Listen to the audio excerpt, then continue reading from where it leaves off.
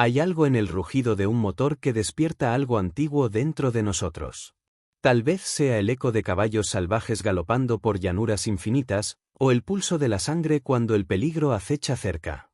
Pero en algún lugar de Italia, entre campos de trigo dorado y caminos polvorientos, ese rugido se convirtió en algo más que sonido. Se convirtió en leyenda.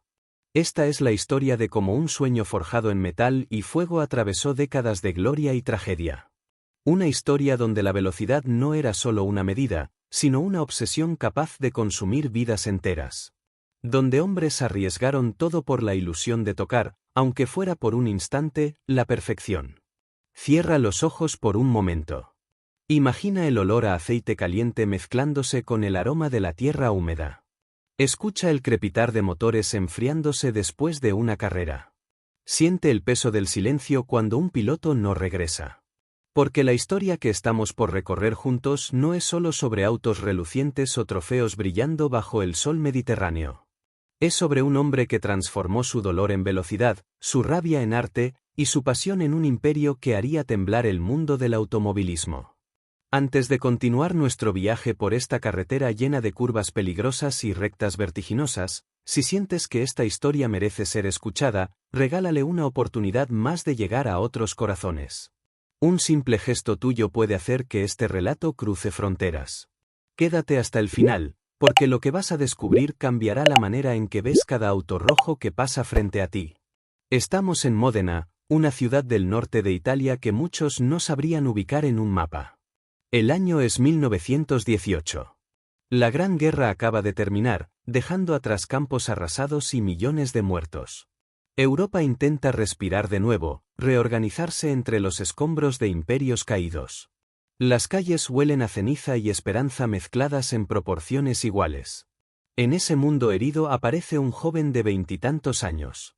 Su nombre completo es Enzo Anselmo Giuseppe Maria Ferrari, pero para quienes lo conocen es simplemente Enzo. Tiene ojos oscuros que parecen mirar más allá de lo visible, y una mandíbula cuadrada que refleja terquedad ancestral. No viene de familias nobles ni de fortunas heredadas. Su padre era herrero, un hombre que trabajaba el metal con las manos, dándole forma al hierro hasta convertirlo en herramientas útiles. Enzo creció viendo cómo su padre transformaba lo ordinario en necesario. Observaba las chispas saltando del yunque como estrellas fugaces atrapadas en un taller oscuro. Tal vez fue ahí, entre el calor del fuego y el golpeteo rítmico del martillo, donde nació su obsesión por dominar el metal, por hacer que obedeciera su voluntad. Pero la vida tiene formas crueles de moldear a quienes están destinados a la grandeza. Primero fue su hermano Alfredo, quien murió en 1916 víctima de la gripe española. Luego su padre, consumido por la misma epidemia apenas 2 años después. Enzo quedó solo, flotando en un mundo que parecía empeñado en arrebatarle todo lo que amaba. Imagina por un instante esa soledad. No la soledad tranquila de quien elige el silencio, sino la soledad violenta de quien ve partir a los suyos sin poder hacer nada. Ese vacío que deja el duelo se instala en el pecho como un peso de piedra. Y para muchos, ese peso los hunde. Pero para algunos, para los raros, ese peso se convierte en combustible. Enzo encontró refugio en las carreras. No como espectador pasivo, sino como participante. Comenzó conduciendo para otros, probando vehículos, compitiendo en circuitos donde la muerte esperaba en cada curva mal calculada. Las pistas de aquellos años no eran las modernas construcciones con sistemas de seguridad que conocemos hoy. Eran caminos de tierra, carreteras comunes cerradas temporalmente, trazados donde los árboles se alzaban como centinelas amenazantes a pocos metros del asfalto. Los pilotos de esa época eran gladiadores modernos. Vestían overoles de cuero, cascos que apenas protegían, y guantes que se deshacían por el roce constante del volante. No había cinturones de seguridad. No había comunicación por radio. Solo el rugido del motor, el viento golpeando el rostro, y la certeza de que cada carrera podía ser la última. Enzo corrió durante años.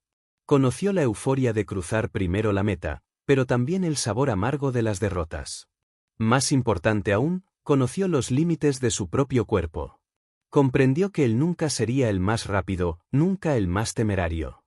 Había conductores con reflejos más afilados, con esa conexión casi mística entre hombre y máquina que separa a los buenos de los inmortales.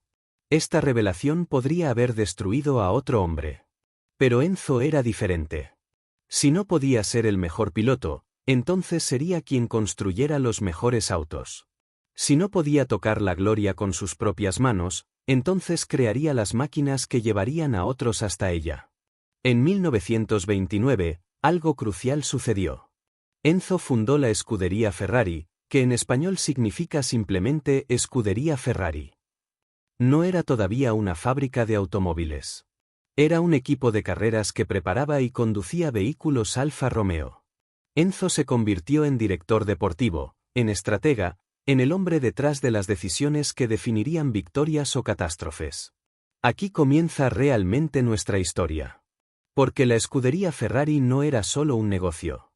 Era la materialización de una visión. Enzo había entendido algo fundamental sobre las carreras de autos. No se trataba únicamente de velocidad bruta. Se trataba de equilibrio, de ingeniería precisa, de entender que cada pieza del motor, cada curva del chasis, cada gramo de peso importaba. Durante más de una década, la escudería compitió bajo el estandarte de Alfa Romeo. Ganaron carreras importantes. Construyeron reputación. Pero Enzo siempre sintió que trabajaba con las manos atadas. Las decisiones finales no eran suyas. Los diseños respondían a directrices corporativas que no siempre coincidían con su visión. El mundo mientras tanto seguía moviéndose hacia tiempos oscuros. Las sombras del fascismo se extendían por Europa. Mussolini gobernaba Italia con mano de hierro. Las carreras de autos se convirtieron en herramientas de propaganda, demostraciones de superioridad nacional. Los circuitos donde antes solo importaba quién cruzaba primero la meta ahora llevaban el peso de ideologías enfrentadas. Enzo navegó esas aguas turbias con la astucia de quien entiende que la supervivencia requiere flexibilidad. No era un ideólogo, era un pragmático. Su lealtad estaba con los motores, con la velocidad, con ese sueño que ardía dentro de él como un fuego que ninguna tormenta política podía apagar. La década de los 30 avanzaba con el peso de presagios oscuros. Europa respiraba el aire denso que precede a las tormentas, ese momento donde el cielo se vuelve gris plomo y los pájaros dejan de cantar. Las tensiones políticas se convertían en amenazas reales. Los ejércitos crecían. Las fronteras se volvían líneas de pólvora esperando la chispa. Enzo seguía trabajando con Alfa Romeo, pero la relación se había vuelto tensa como una cuerda a punto de romperse. Las victorias acumuladas no bastaban para calmar su inquietud. Sentía que cada decisión pasaba por demasiadas manos antes de llegar a la pista. Cada innovación debía ser aprobada por oficinas lejanas donde hombres en trajes grises calculaban costos sin entender de pasión. En 1938 llegó el momento de la ruptura. No fue dramática ni violenta. Fue fría, calculada, definitiva. Enzo dejó Alfa Romeo llevándose consigo algo más valioso que dinero o equipamiento.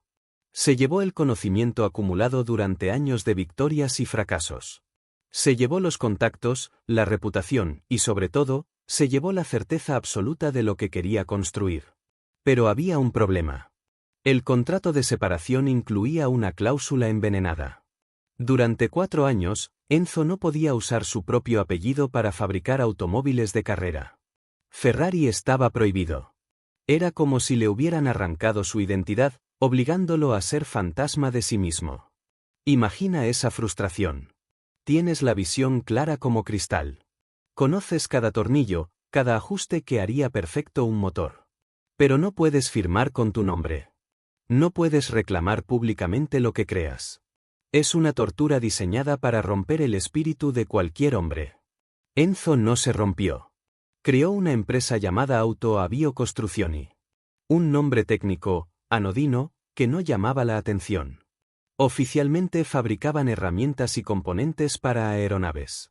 La guerra se acercaba y había demanda de metal trabajado con precisión. Pero en secreto, en talleres donde solo entraban hombres de confianza, Enzo construía motores de carreras.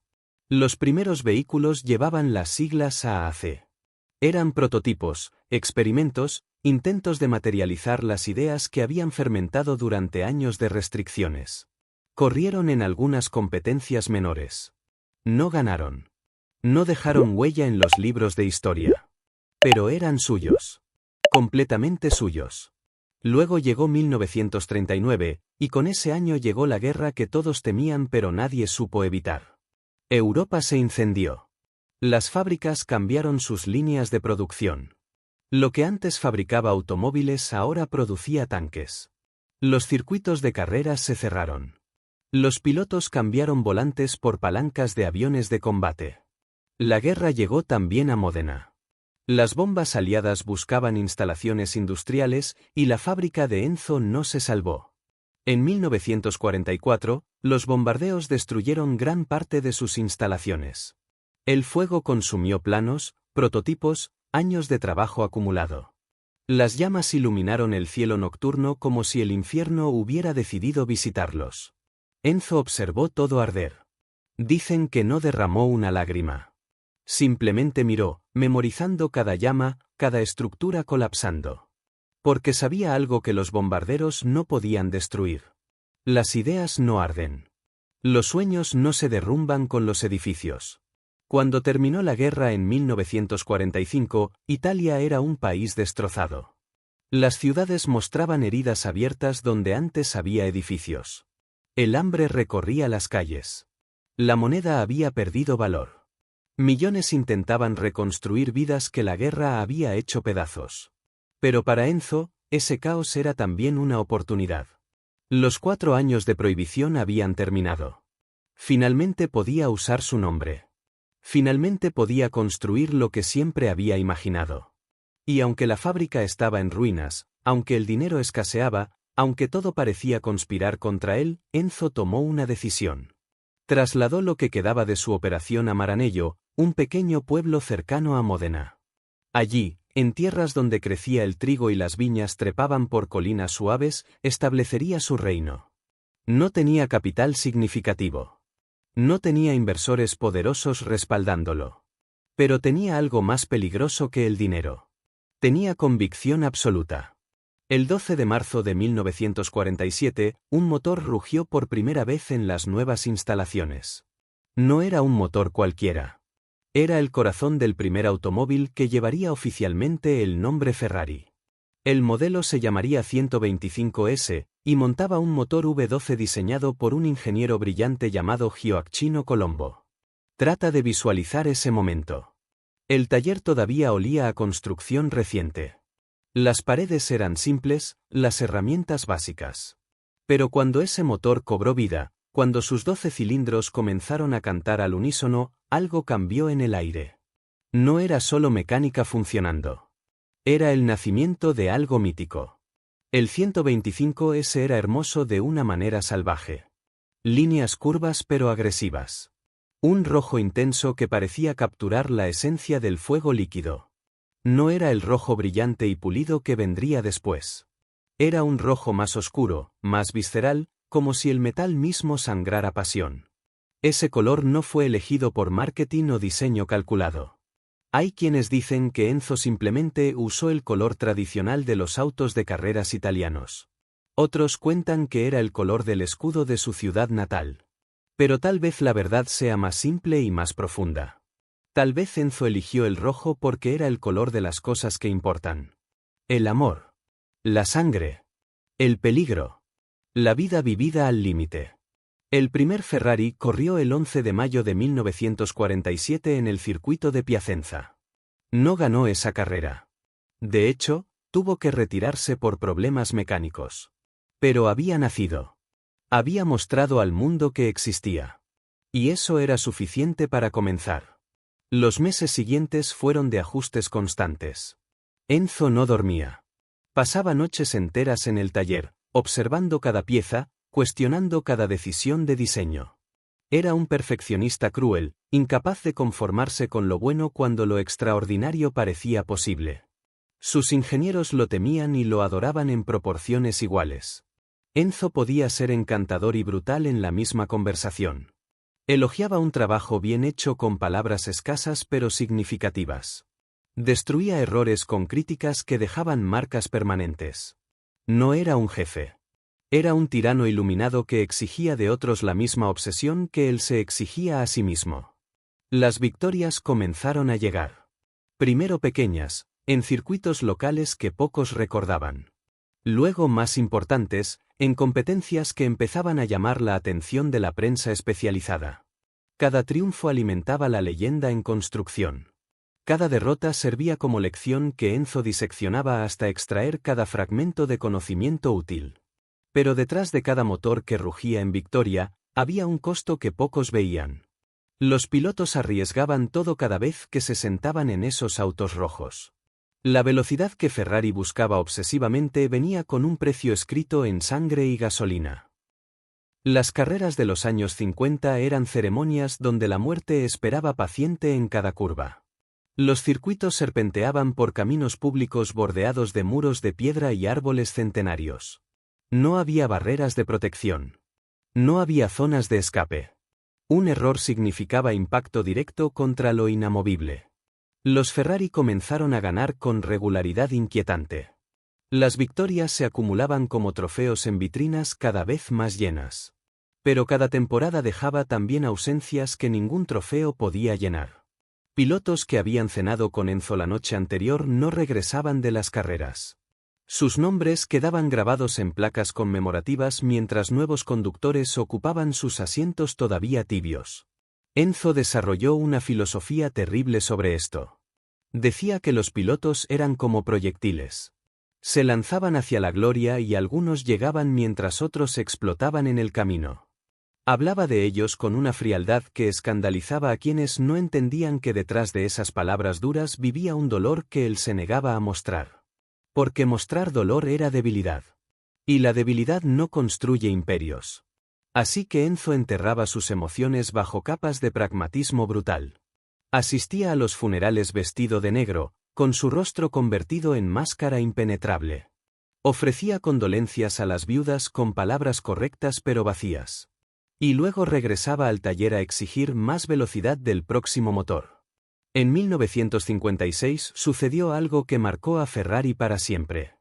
Su hijo Dino, un joven de 24 años con talento para la ingeniería, murió de distrofia muscular. La enfermedad lo había consumido lentamente, robándole fuerza mientras su mente permanecía brillante y alerta.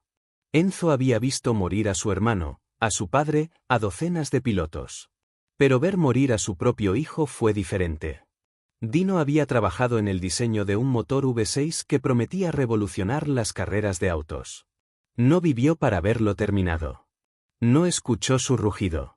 Enzo se aseguró de que ese motor llevara el nombre de su hijo. El Dino V6 se convirtió en uno de los motores más exitosos en la historia de Ferrari. Cada victoria conseguida con ese motor era un monumento al muchacho que nunca vio cumplirse su sueño. Imagina por un momento ese dolor transmutado en acero y velocidad. Cada pistón moviéndose era un latido del corazón que ya no latía. Cada revolución del motor era un intento desesperado de mantener vivo algo que la muerte había reclamado. Enzo nunca habló mucho sobre Dino después de su muerte. Pero sus acciones hablaban con elocuencia ensordecedora. Los años 50 vieron a Ferrari dominar las pistas europeas. Los autos rojos cruzaban primero las metas en circuitos legendarios. Monza, Spa, Nürburgring, nombres que sonaban como mantras para quienes amaban la velocidad. Cada victoria consolidaba la reputación de la marca. Cada aparición de un Ferrari en la parrilla de salida generaba expectativa eléctrica. Pero las victorias también trajeron enemigos. Otras marcas veían crecer el imperio rojo con mezcla de admiración y envidia. Los italianos de Maserati, los alemanes de Mercedes, los británicos de Jaguar, todos querían destronar al rey de Maranello. Las carreras se convirtieron en batallas donde el orgullo nacional se jugaba a 300 km por hora. Enzo respondió a la competencia de la única manera que conocía. Más velocidad. Motores más potentes. Diseños más audaces. Empujó a sus ingenieros hasta límites donde el agotamiento amenazaba con volverlos locos. Algunos renunciaban incapaces de soportar la presión. Otros permanecían, adictos a la intensidad de crear bajo un tirano que entendía la excelencia mejor que nadie. Las fábricas de Maranello crecieron. Lo que había comenzado como talleres modestos se expandió en complejos industriales. Cientos de trabajadores martillaban metal, ensamblaban motores, pulían carrocerías hasta que brillaban como joyas mortales. El pueblo entero comenzó a vivir del ritmo dictado por Ferrari. Cuando la fábrica prosperaba, Maranello prosperaba. Cuando había crisis, todo el pueblo sentía el temblor. Los habitantes locales desarrollaron relación extraña con la empresa. La amaban porque daba trabajo y prestigio a su tierra olvidada. La odiaban porque Enzo era un patrón difícil que exigía lealtad absoluta. Algunos trabajadores pasaban décadas enteros en la fábrica sin intercambiar más de 10 palabras con el fundador. Otros eran llamados a su oficina para conversaciones privadas donde Enzo evaluaba no solo habilidades técnicas sino lealtad emocional. Durante los años 60, Ferrari enfrentó su mayor crisis financiera. Construir autos de carreras era extraordinariamente caro. Los motores explotaban en pruebas y había que reconstruirlos desde cero. Los accidentes destruían vehículos que habían requerido meses de trabajo. Las victorias traían prestigio pero no necesariamente dinero suficiente para sostener la operación. Enzo tomó una decisión que muchos consideraron traición a sus principios. Comenzó a vender automóviles de calle. No solo máquinas de carreras para pilotos profesionales, sino vehículos de lujo para millonarios que querían poseer un pedazo de la leyenda. Eran Ferrari domesticados, motores de competencia detuneados para circular legalmente en carreteras públicas. Algunos puristas lo acusaron de prostituir la marca. Decían que Ferrari había vendido su alma al comercio vulgar. Pero Enzo no escuchaba críticas. Necesitaba financiar sus verdaderas pasiones, las carreras, y si vender autos a hombres ricos permitía construir mejores máquinas de competencia, entonces vendería sin remordimiento. Los compradores no solo adquirían un automóvil. Compraban exclusividad, historia, el privilegio de decir que conducían lo mismo que había conquistado pistas legendarias. Enzo era selectivo hasta el sadismo con quienes podían comprar sus creaciones. Rechazaba clientes que consideraba indignos sin importar cuánto dinero ofrecieran. Hay historias de millonarios humillados que suplicaban por el privilegio de comprar un Ferrari y recibían negativas cortantes. Esta estrategia funcionó. El dinero de los autos de calle financió innovaciones en los de carreras. La tecnología fluía en ambas direcciones. Lo aprendido en circuitos mejoraba los vehículos vendidos a clientes. Y ocasionalmente, alguna innovación pensada para el mercado civil encontraba aplicación útil en competencias. Ferrari se convirtió en símbolo de estatus supremo. Políticos, artistas, deportistas, todos soñaban con poseer uno. El rojo Ferrari se volvió color reconocible instantáneamente en cualquier ciudad del mundo. Ver pasar uno por la calle provocaba vueltas de cabeza automáticas. Los niños señalaban con dedos extendidos y ojos brillantes. Las mujeres miraban con mezcla de deseo y curiosidad. Los hombres sentían punzadas de envidia mezclada con admiración. Pero mientras el mundo adoraba los autos, Enzo permanecía distante de esa adoración. Rara vez aparecía en público. No asistía a eventos sociales donde hubiera tenido que sonreír y estrechar manos. Prefería la soledad de su oficina o el ruido del taller. Dicen que usaba lentes oscuros constantemente, no por vanidad sino porque sus ojos habían visto demasiado y no quería que otros vieran el cansancio acumulado detrás de ellos. Su vida personal era complicada y contradictoria. Estaba casado con Laura Dominica Garello, pero mantenía relación paralela con Lina Lardi, con quien tuvo otro hijo llamado Piero. Esta dualidad era secreto conocido por todos pero mencionado por nadie. En la Italia católica de aquellos años, tales arreglos existían en zonas grises donde la moralidad oficial fingía no mirar. Los dos hijos, Dino y Piero, representaban las dos caras de Enzo. Dino era el legítimo, el heredero oficial que murió joven. Piero era el bastardo que sobrevivió y eventualmente heredaría el imperio que su padre construyó. La vida tiene ironías que ningún guionista se atrevería a escribir por parecer demasiado obvias. Los años 70 llegaron con vientos de cambio que sacudían cimientos antes considerados eternos. El mundo se había vuelto más rápido, más complejo, más dispuesto a cuestionar autoridades que antes parecían intocables. Y Ferrari, ese imperio construido sobre voluntad férrea y obsesión singular, comenzaba a mostrar grietas. Enzo tenía ahora más de 70 años. Su rostro se había vuelto mapa de arrugas profundas, cada una marcando una victoria, una pérdida, una decisión que había costado algo irreparable. Seguía usando sus lentes oscuros como escudo entre él y el mundo. Seguía caminando por los talleres con paso firme que desmentía su edad. Pero algo había cambiado. El fuego seguía ardiendo, pero ahora quemaba con llama más azul, más controlada, más consciente de su propia mortalidad.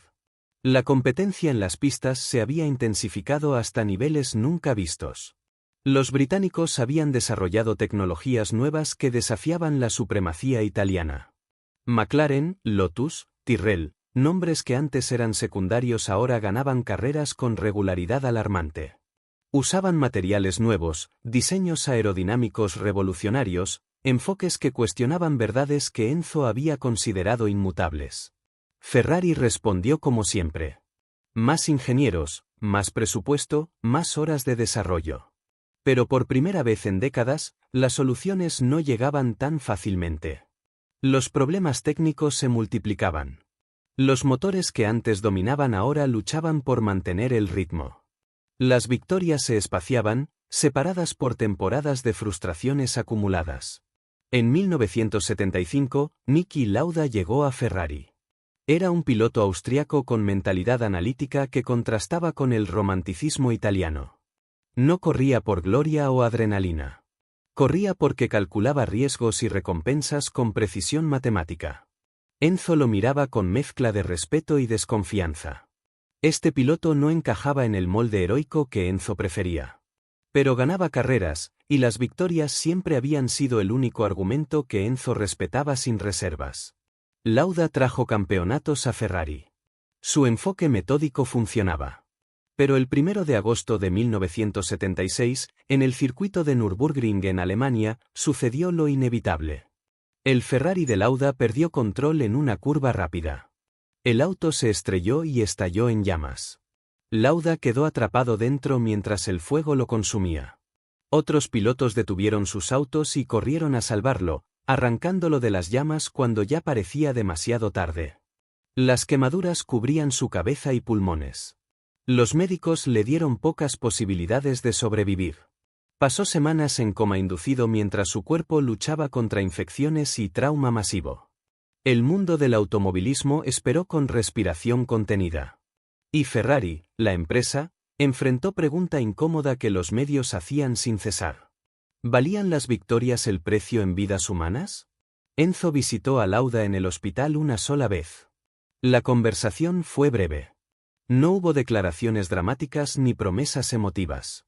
Simplemente dos hombres que entendían el pacto que habían firmado con sangre y gasolina. Lauda sobrevivió. 6 semanas después del accidente volvió a correr, con su rostro marcado permanentemente por cicatrices que usaría como medallas de una guerra particular. Pero algo se había roto entre Lauda y Ferrari. Al año siguiente, el piloto se fue a otra escudería. Dijo que ya no confiaba en los autos rojos. Dijo que Enzo ponía velocidad por encima de seguridad con frialdad inaceptable. La separación fue pública y dolorosa. Enzo respondió con silencio despectivo que hablaba más fuerte que cualquier palabra. Los 70 también trajeron crisis de otra naturaleza. La crisis del petróleo de 1973 había sacudido economías mundiales. El combustible se volvió caro y escaso. Los gobiernos implementaron regulaciones nuevas sobre emisiones y eficiencia. El mundo parecía volverse contra los motores grandes y sedientos que Ferrari amaba. Hubo momentos donde la bancarrota parecía inevitable. Los costos operativos superaban ingresos. Las ventas de autos de calle cayeron porque los ricos también sentían incertidumbre económica. Las victorias en pistas escaseaban, debilitando el atractivo mítico de la marca. Enzo enfrentó realidad que había evitado durante décadas. Ferrari necesitaba ayuda externa para sobrevivir. En 1969, había vendido 40% de la empresa a Fiat, el gigante automotriz italiano. Fue transacción que lo atormentó hasta el final de sus días. Significaba admitir que su creación no podía mantenerse solo con voluntad y pasión. Necesitaba infraestructura corporativa, capital establecido, distribución masiva que solo un conglomerado podía proveer. Fiat inyectó dinero salvavidas. Pero también trajo burocracia, comités, procesos de aprobación que frustraban a Enzo profundamente. Ahora tenía que justificar decisiones ante ejecutivos que medían todo en hojas de cálculo y proyecciones de mercado. El viejo león se encontraba en jaula dorada, más cómoda que antes pero jaula al fin. Trata de visualizar esa tensión. Por un lado, el imperio que construiste con manos desnudas ahora depende de otros para sobrevivir. Por otro, esa dependencia te permite seguir existiendo, seguir construyendo, seguir persiguiendo esa perfección que siempre ha estado un paso adelante. ¿Qué eliges? ¿Pureza que lleva a extinción o compromiso que permite continuidad? Enzo eligió la continuidad. Pero cada concesión a Fiat le costaba pedazo de alma. Se volvió más arisco, más difícil de complacer, más distante incluso con quienes lo habían servido fielmente durante décadas. Su oficina en Maranello se convirtió en fortaleza donde pocos eran admitidos y menos aún salían sin cicatrices emocionales. Los 80 trajeron resurgimiento parcial. Nuevos diseñadores con ideas frescas llegaron a Ferrari. Ingenieros jóvenes que habían crecido soñando con trabajar en Maranello aportaron perspectivas diferentes. Los autos mejoraron gradualmente. Las victorias regresaron, no con la frecuencia dominante de antes, pero suficientes para mantener viva la leyenda. Modelos como el 288 Guanajuato se convirtieron en objetos de deseo supremo. Eran fusiones perfectas de herencia histórica y tecnología contemporánea. Los coleccionistas peleaban por adquirirlos. Los precios alcanzaban cifras estratosféricas en subastas donde millonarios competían con orgullo herido por poseer raridades mecánicas. Pero Enzo ya no disfrutaba estos triunfos comerciales como antes. Su salud declinaba visiblemente. Los años de tensión constante, las noches sin dormir, las pérdidas acumuladas, todo cobraba factura que ningún dinero podía pagar. Caminaba más lento. Hablaba menos. Pasaba más tiempo simplemente sentado en su oficina, mirando por la ventana hacia los talleres donde se construían los autos que llevarían su nombre mucho después de que él desapareciera. En 1988, a los 90 años, Enzo Ferrari murió. Fue en agosto, el mismo mes donde tantos pilotos habían perdido sus vidas en pistas. No hubo agonía dramática ni últimas palabras memorables. Simplemente el cansancio final de un hombre que había vivido más intensamente que 1000 vidas ordinarias juntas. Italia declaró día de luto nacional. Los periódicos cubrieron páginas enteras con fotografías de su rostro severo detrás de aquellos lentes oscuros eternos. Los pilotos, ingenieros, mecánicos que habían trabajado con él compartieron historias contradictorias. Algunos lo recordaban como genio visionario. Otros como tirano despiadado. Todos coincidían en que era imposible permanecer indiferente ante él. El funeral fue asunto privado, contra la expectativa de ceremonias grandiosas. Enzo había especificado que no quería espectáculos públicos. Fue enterrado en Módena, no lejos de donde había nacido 90 años atrás. Su tumba era simple, casi austera, sin monumentos ostentosos. Solo su nombre y fechas que contenían un siglo de transformaciones. Pero su muerte no significó el fin de Ferrari. La empresa continuó, ahora bajo dirección de otros pero llevando siempre el peso de su legado. Cada auto producido después era juzgado contra el estándar imposible que Enzo había establecido. Cada victoria en pistas era dedicada silenciosamente al viejo que había hecho posible todo esto. Cuando un hombre muere, su cuerpo regresa al polvo del que vino. Pero hay algunos cuya presencia permanece como eco que resuena a través de décadas. Enzo Ferrari dejó este mundo en 1988, pero su espíritu seguía rugiendo en cada motor que llevaba su nombre. Los años 90 trajeron nueva era para Ferrari. Michael Schumacher, un piloto alemán con hambre de gloria comparable a la de los viejos campeones, llegó a la escudería en 1996. Era joven, brillante, implacable. Tenía esa combinación rara de talento natural y disciplina obsesiva que Enzo habría reconocido inmediatamente como la marca de los verdaderos campeones. Schumacher trajo de vuelta los campeonatos que habían eludido a Ferrari durante años de sequía dolorosa. 5 títulos mundiales consecutivos entre 2000 y 2004. Los autos rojos volvieron a dominar las pistas con autoridad que recordaba a las épocas doradas. Cada victoria se sentía como vindicación póstuma del viejo que había apostado todo a la velocidad. Maranello se transformó en esos años. Las instalaciones crecieron hasta convertirse en complejos ultramodernos donde la tecnología más avanzada servía a la obsesión ancestral por la perfección mecánica. Túneles de viento computarizados, simuladores que replicaban cada circuito del mundo, laboratorios donde materiales imposibles se convertían en componentes de autos de carreras. Pero en algún rincón de esas instalaciones relucientes, siempre había espacio reservado para la memoria. La oficina de Enzo fue preservada exactamente como él la dejó. Sus lentes oscuros descansaban sobre el escritorio.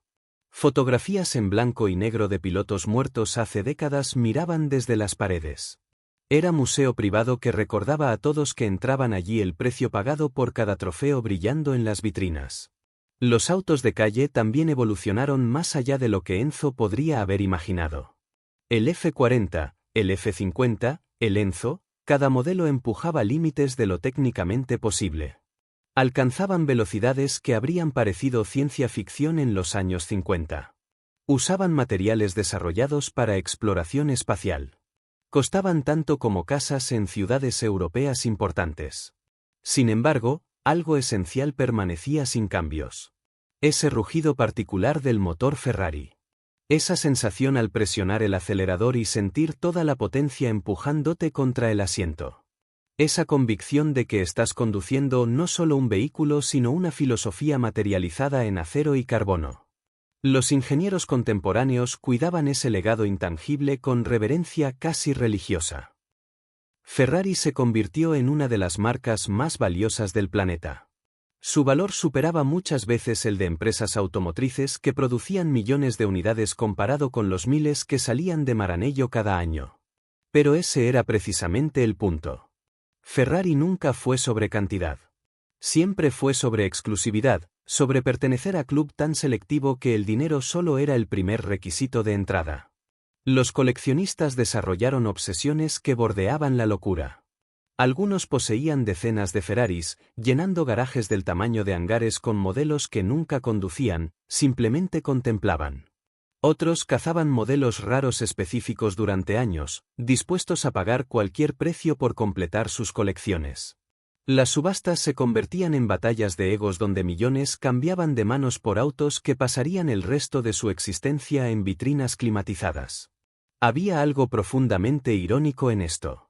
Enzo había construido Ferrari para correr, para empujar metal hasta sus límites absolutos. Y ahora muchos de sus autos más valiosos vivían como piezas de museo, protegidos del uso que habría justificado su existencia. Era destino que probablemente lo habría hecho reír con amargura. Pero también había quienes mantenían vivo el espíritu original. Clubes de entusiastas que llevaban sus Ferraris antiguos a circuitos durante fines de semana. Los conducían como fueron diseñados para ser conducidos, sin miedo a desgastarlos, aceptando que las máquinas deben cumplir su propósito o convertirse en mentiras bonitas. Estos eran los verdaderos herederos de la visión de Enzo. Las décadas pasaron y Ferrari enfrentó desafíos que su fundador nunca anticipó. Regulaciones ambientales forzaban innovaciones hacia motores híbridos y eventualmente eléctricos. El mundo hablaba de sostenibilidad y responsabilidad climática. ¿Cómo sobrevive una empresa construida sobre motores V12 sedientos de combustible en era que considera tales cosas obscenidades? Ferrari respondió como siempre. Adaptándose sin traicionar esencia. Desarrollaron el SF90 Stradale con motor V8 híbrido que producía 1000 caballos de fuerza. Era concesión a la realidad contemporánea sin sacrificar la ferocidad que definía la marca. Los puristas gruñeron que no era Ferrari real. Pero luego lo conducían y sentían esa aceleración violenta y comprendían que el espíritu permanecía intacto bajo la tecnología nueva. La Fórmula 1, el escenario supremo de las carreras, también cambió radicalmente. Se convirtió en espectáculo global donde cientos de millones miraban cada carrera. Los presupuestos alcanzaban cifras astronómicas. La tecnología involucrada rivalizaba con programas aeroespaciales. Ferrari permaneció como única escudería que había competido en cada temporada desde que comenzó el campeonato mundial en 1950. Esta continuidad era fuente de orgullo inmenso. Otras marcas entraban y salían de las carreras siguiendo ciclos económicos o estrategias corporativas cambiantes. Ferrari permanecía. Era constante en deporte donde todo cambiaba constantemente. Era tradición viviente en mundo obsesionado con la novedad. Imagina por un instante el peso de esa historia. Cada ingeniero que trabaja en Maranello sabe que está continuando labor que comenzó hace más de 70 años. Cada piloto que se sienta en un Ferrari de Fórmula 1 lleva casco consciente de que está sentado donde leyendas sudaron y sangraron. Cada decisión de diseño es medida contra el estándar imposible de décadas de excelencia. Hoy, cuando caminas por las calles de Maranello, el pueblo entero respira Ferrari. Las banderas rojas cuelgan de balcones. Los cafés exhiben fotografías de pilotos famosos. Los ancianos que trabajaron en la fábrica durante los años de Enzo cuentan historias que mezclan hechos con mitología hasta volverse indistinguibles. Los jóvenes sueñan con seguir sus pasos, continuar tradición que define la identidad del lugar. La tumba de Enzo recibe visitantes de todo el mundo. Dejan flores rojas, por supuesto. Algunos dejan pequeñas réplicas de autos Ferrari. Otros simplemente permanecen en silencio por momentos, rindiendo respeto a hombre que transformó obsesión personal en legado global. No hay guardias ni ceremonias. Solo la presencia tranquila de quienes entienden que están ante algo significativo. Las ruinas de la primera fábrica bombardeada durante la guerra ya no existen. Fueron demolidas y reemplazadas por instalaciones modernas. Pero hay placas conmemorativas que marcan donde todo comenzó. Donde un hombre con más voluntad que recursos decidió desafiar al mundo con motores que rugían como bestias enjauladas. Ferrari hoy es paradoja viviente. Es corporación multimillonaria cotizando en bolsas de valores. Pero también es depositaria de sueños y pasiones que no pueden cuantificarse en reportes financieros. Produce bienes de lujo supremo. Pero esos bienes llevan consigo historias de sacrificio y obsesión que ningún precio puede capturar completamente. Cuando ves pasar un Ferrari por la calle, estás viendo más que metal y pintura. Estás viendo decisión tomada hace décadas por hombre que se negó a aceptar que sus sueños eran imposibles. Estás viendo legado construido sobre victorias y tragedias en proporciones iguales. Estás viendo prueba tangible de que la obsesión, cuando se canaliza con suficiente habilidad y determinación, puede doblar la realidad a su voluntad. El rugido de un motor Ferrari no es solo sonido mecánico. Es eco de todo lo que Enzo fue y todo lo que construyó. Es manifestación audible de la creencia de que la perfección existe y merece perseguirse sin importar el costo. Es recordatorio de que algunos hombres dejan marcas tan profundas en el mundo que el tiempo no puede borrarlas. Tal vez esa sea la verdadera inmortalidad. No vivir para siempre, sino crear algo que viva cuando tú ya no estés. Enzo Ferrari murió hace más de 3 décadas. Pero cada vez que un auto rojo cruza una línea de meta en primer lugar, cada vez que un motor de 12 cilindros canta su canción mecánica, cada vez que alguien siente esa mezcla de miedo y euforia al empujar un vehículo hasta sus límites, Enzo sigue vivo. Cierra los ojos una última vez. Escucha ese rugido distante. Siente la vibración del asfalto bajo las llantas. Huele la mezcla de caucho quemado y aceite caliente. Y comprende que esta historia nunca termina realmente. Simplemente continúa, temporada tras temporada, generación tras generación, llevando adelante la llama que un viejo terco se negó a dejar apagar. Si esta historia te hizo sentir aunque sea una fracción de lo que Enzo sintió cada vez que veía sus creaciones cobrar vida, entonces compártela. Deja que otros conozcan no solo los autos brillantes sino el precio pagado por cada victoria. Y cuando veas tu próximo Ferrari, recuerda que no estás mirando simple máquina. Estás mirando sueño que se negó a morir. Esa es la verdadera historia de Ferrari. Una historia que seguirá escribiéndose mientras haya quienes crean que la perfección vale cualquier sacrificio. Gracias por acompañarme en este viaje a través del tiempo y la velocidad. Que descanses bien, y que tus propios sueños sean tan persistentes como los del hombre que convirtió el rojo en sinónimo de pasión desenfrenada. Hasta nuestra próxima historia.